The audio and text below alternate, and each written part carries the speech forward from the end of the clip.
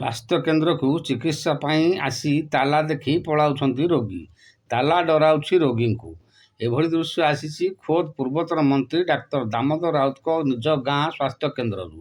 ବାପ ମନ୍ତ୍ରୀ, ପୁଅ ବିଧାୟକରୁ ଅବସର ନେଇଥିବା ବେଳେ ନିଜ ଗାଁର ସ୍ୱାସ୍ଥ୍ୟ କେନ୍ଦ୍ର ପ୍ରତି ଦେଖାଇ ପାରିନାହାନ୍ତି ପ୍ରୀତି। ଆଜି ବି ଅବହେଳିତ ଅବସ୍ଥାରେ ରହିଛି ମଲ୍ଲିପୁରା ଗ୍ରାମବାସୀଙ୍କ ସ୍ୱାସ୍ଥ୍ୟ ସେବା। ଚକାଚକ୍ ଡାକ୍ତରଖାନା ପରିବେଶ, କାଗଜ କଲମରେ ଅଛନ୍ତି ଡାକ୍ତର, ଫାର୍ମାସିଷ୍ଟ, ସୁଇପର। ଡାକ୍ତରଖାନାରେ ଝୁଲୁଛି ତାଲା।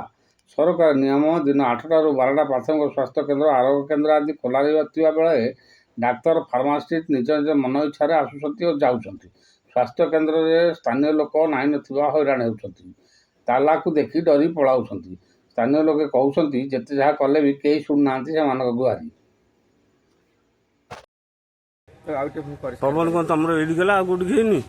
ମୁଁ ଏଠି ଆସିକି ଘଣ୍ଟା ହେଲାଣି ଏଠି ଆଜି କାହିଁ ପବନ ହେଇନି।